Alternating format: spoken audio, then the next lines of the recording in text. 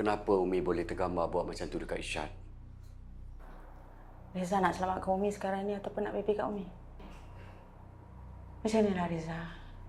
Reza sebagai penjaga Isyad yang sah kan? Reza boleh sahkan tanda tangan tu. Lepas tu Reza cakap je lah yang Reza tu saksi ada masa Isyad sign dokumen tu. Umi tak perlu nak masuk penjara. Stop it, Umi. Kenapa sekarang ni Reza tengok Umi macam dah tak ada hati perut langsung, Umi? Kenapa? Because you're my son, you got to help me. That's why.